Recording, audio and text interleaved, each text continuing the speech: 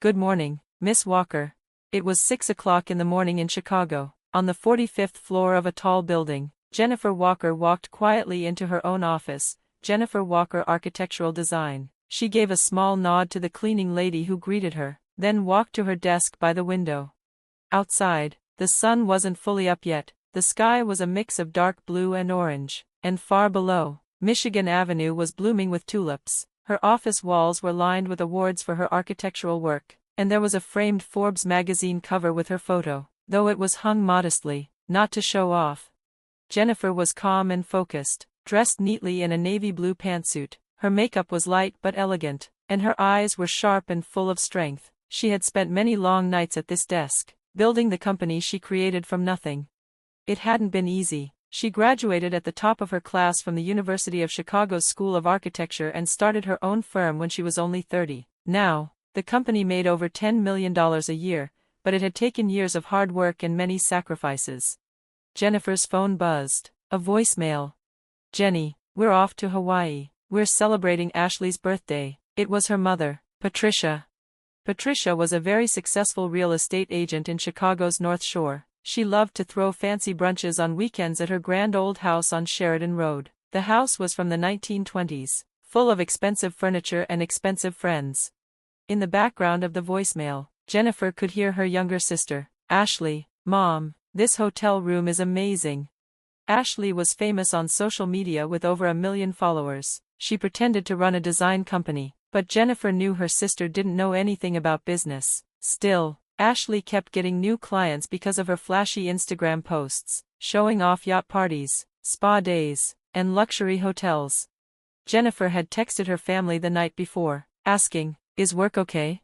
Instead of a reply, her stepfather, Robert, called her. "Jennifer, can you take care of the family paperwork this week?"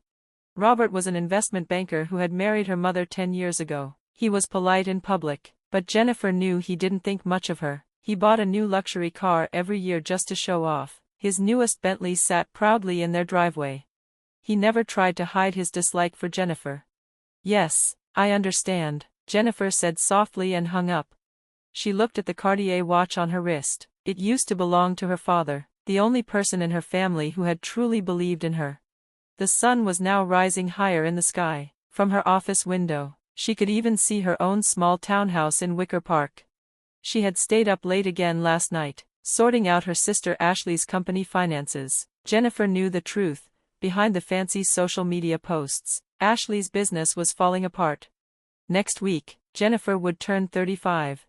Her family never remembered, not last year, not the year before. While they took photos in places like Palm Beach, she wasn't even invited. They never asked about her vacation plans because, deep down, they knew she would be working, like always, alone. That night, after another long day, Jennifer sat at home and opened an old photo album. There were pictures of her family from when she was a little girl. Back then, her parents were happy. Her mother used to love her. They all smiled in those old pictures, arms wrapped around each other. But after her father died, everything changed. Her mother slowly stopped paying attention to Jennifer. All her love went to Ashley instead. The shift was slow but painful. Jennifer stayed quiet. She kept doing everything she could to help her family, even if they didn't notice or care. Even now, she was the one keeping her family's businesses from falling apart. She made sure no one else saw the cracks behind their picture-perfect lives. One day, Jennifer gave a big presentation in a beautiful conference room on the 45th floor of Willis Tower. The windows showed the whole city skyline lit by the sunset. Tulips bloomed in Millennium Park below. "Miss Walker, thank you for the amazing proposal. We'll be giving you a special bonus," the executive of a major developer said, shaking her hand. This deal would grow her company by 20%. It felt like the perfect birthday gift. Her staff congratulated her warmly. Back in her office, she found a bouquet of white calla lilies and blue delphiniums, the flowers she loved most, with a card signed by her whole team. "Happy birthday, Jennifer." Her chest felt warm. Nigel, her lead designer, handed her a cup of coffee and smiled. "Boss, take the night off, go celebrate with your family." Jennifer smiled softly. She changed into a beautiful navy cocktail dress. She took extra care with her makeup and clipped her father's watch back on her wrist. Maybe this year would be different. Driving north on Lakeshore Drive, she passed the places where she once made memories with her family. Every birthday before her dad died, they would take this same road to a fancy dinner downtown. She could feel those memories, but she knew her mother and sister didn't remember them anymore. As she neared her mother's mansion, she noticed something strange. Luxury cars lined the street, Rolls-Royces, Ferraris, her stepfather's Bentley. Inside, the house was lit up brightly, champagne glasses clinked, laughter echoed through the halls. She stepped into the living room, and for a moment, everything stopped. People stared. "Oh, Jennifer, you're early," her mother said, looking surprised. Her eyes didn't hide her annoyance. "What's going on?" Jennifer asked. Ashley walked over, heels clicking. "It's Mom's jewelry party. Everyone was free tonight, so we thought, why not?" Her stepfather didn't even look up. "Can you help clean up after?" And then her mother added, with a fake smile, "Oh yes, it is your birthday today, isn't it?" The guests laughed, glasses were raised, but no one said, "Happy birthday." Jennifer quietly walked upstairs. Her old room still had a few of her childhood things. She pulled out her best writing paper and took her late father's fountain pen. She started writing the truth, about everything.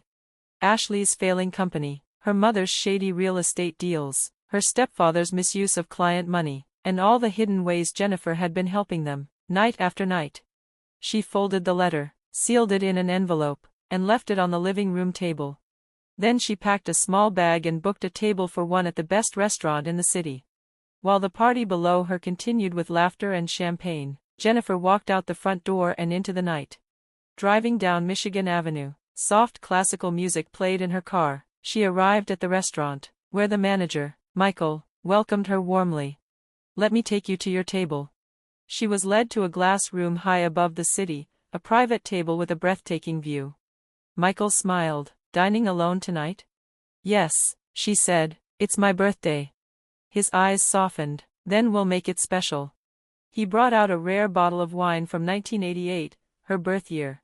Jennifer smiled quietly. The meal began. Each dish was a small masterpiece. As she tasted each one, her heart slowly filled with something she hadn't felt in a long time, peace. Her phone buzzed. Another Instagram update from Ashley. The party, the champagne, the laughter, the perfect life, posted for all to see. But Jennifer wasn't in any of the pictures. She never was. Still, for the first time, that didn't hurt so much. Michael poured another glass of champagne. They say champagne bubbles are a sign of happiness. And for the first time in a long time, Jennifer felt like maybe, just maybe, that happiness could finally be hers. Warm birthday wishes from strangers, kind, gentle words spoken with sincerity. Jennifer sat quietly at the elegant restaurant table, tears welling in her eyes. It was a warmth she had never felt before, not even once from her own family. The waiter brought the main course, a beautifully prepared plate of A5 Wagyu beef, its aroma mouth-watering. Alongside it, bright vegetables, each one arranged with care and cooked to perfection. Everything on the plate looked like it had been made with love. Michael, the restaurant manager and her old friend, smiled warmly. "Actually," he said, "the kitchen staff all made something special for you." He handed her a card, hand-decorated and filled with messages, thoughtful birthday wishes from every staff member, including the head chef. They didn't know her personally, and yet, each word on that card felt more genuine than anything she had received from her family in 35 years. Tears began to fall. She didn't try to stop them. Suddenly, her phone vibrated, a notification from her mother's Instagram. Pictures and videos from a grand jewelry launch party were being posted, champagne, diamonds, designer gowns. Jennifer stared at the glowing screen for a moment, then she quietly turned the phone off and placed it face down on the table. Through the window, Chicago's night skyline sparkled. Tall buildings reached toward the stars, Willis Tower, John Hancock Center, and several new structures she herself had designed. They stood still and proud, like silent witnesses to her life. "I've brought your dessert," Michael said gently. A soft, rich chocolate soufflé was placed before her. The sweet scent brought back distant memories of the simple birthdays she once shared with her father, long before the world had grown cold. This evening, filled with small, heartfelt gestures, had become the warmest birthday of her life. As she left the restaurant, Michael held the door open for her and asked, "Did you enjoy your evening?" She smiled, truly smiled. "Yes, it was the best birthday I've ever had." She got into her car and started the engine. The city lights shimmered around her, but her mind was calm, focused. Back at the Sheridan Road mansion, her family's party was coming to an end. Elegant guests were beginning to leave, stepping over empty Dom Perignon bottles and half-eaten French pastries. "Where's Jennifer?" Patricia asked, her Cartier bracelet catching the chandelier's glow. "She's probably working upstairs," Ashley replied, sipping her wine. Ashley's heels clicked on the marble steps as she climbed the stairs, but when she reached the top, the hallway was empty. "Jennifer?" she called out. No answer. Patricia came up, curious. "She's not here?" Ashley looked around, confused. "No, she's gone." Downstairs, a sudden voice called out. "Patricia, Ashley, come here, now." It was Robert, their stepfather. He didn't sound like himself. They rushed down to the living room and saw a few sheets of expensive paper on the coffee table, neatly written with a Montblanc fountain pen on the finest Crane Company stationery. "To Mother, Ashley, and Robert," the letter began.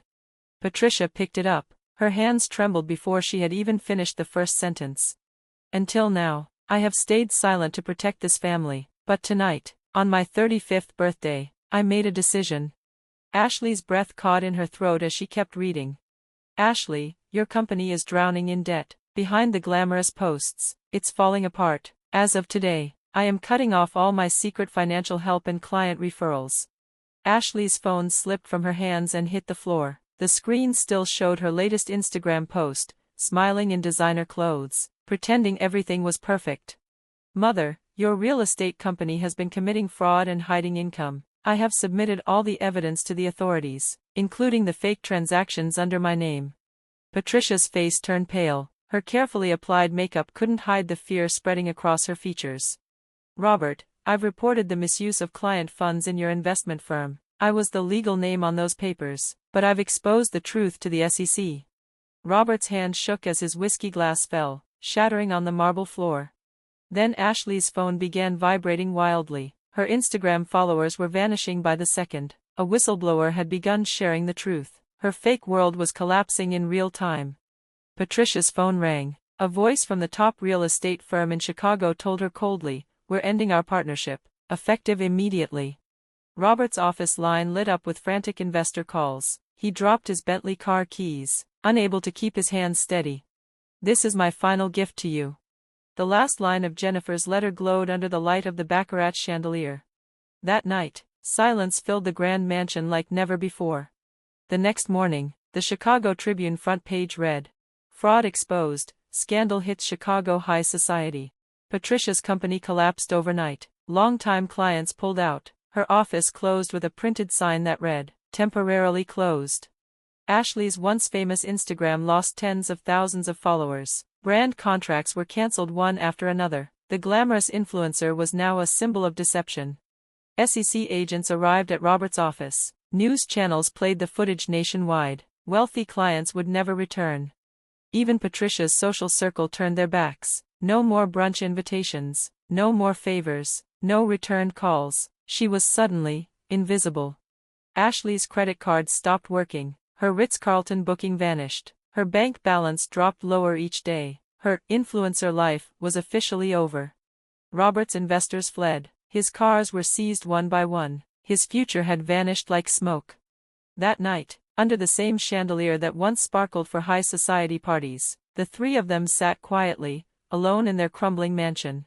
Patricia stared at her phone. Ashley didn't move. Robert gazed blankly at the ceiling. The butler walked in. "Madam. I'm sorry, but I am resigning, today." He bowed and left the room. Even the most loyal had walked away. Outside, the wind blew through the trees. The glamorous life had ended, not with a bang, but a whisper. 1 year later. "Ms. Walker, the Forbes team is waiting," said Sarah, her assistant. Jennifer smiled and stood. She was about to be featured as one of Chicago's most influential architects. Her firm had tripled in size. Her projects reached across Asia, from Tokyo to Singapore to Shanghai. But her eyes held the same kindness as always. Are we ready for this weekend's foster care event? She asked. Yes, ma'am, 30 children will attend. On her desk sat a framed photo from last year's Christmas party, Jennifer, surrounded by smiling kids at the foster center. Her expression in the photo was brighter than any diamond her mother ever wore. Elsewhere in the city, in a small apartment, Ashley now worked part-time at a local cafe. No one asked for selfies anymore. Patricia spent her days in quiet, wearing plain clothes from outlet stores. Her old friends had vanished along with her reputation. Robert played chess with retirees at the park. His old life felt like someone else's dream. Another letter lay unopened on their table. A Crane Company envelope, Jennifer's handwriting. Each month, she still sent living expenses. She didn't want revenge, but she also didn't want them in her life anymore. In Jennifer's office, her designer Nigel said softly, "The Wall Street Journal wants a piece on family healing. Should I schedule it?" Jennifer quietly shook her head. In her desk drawer lay dozens of letters from her mother. "To my beloved daughter," they began. But she wasn't ready to answer, not yet. That evening, Jennifer walked along Michigan Avenue. The tulips were blooming, just like the year before. "Jennifer," called Mary, from the foster center, "the kids are excited about tomorrow's Thanksgiving party." Jennifer smiled. These children had taught her what real family meant. "Tomorrow's my 36th birthday," she said. Mary lit up. "We've prepared a surprise, just wait." The next day, the foster care center was filled with laughter and decorations. "Happy birthday, Jennifer," the children shouted. Handmade cards, a homemade cake, and so many small gifts from their hearts. Pure love, no expectations, just kindness. "I'm glad I met you," a little girl whispered, hugging her. Jennifer's tears came freely, but this time, they were not from sadness.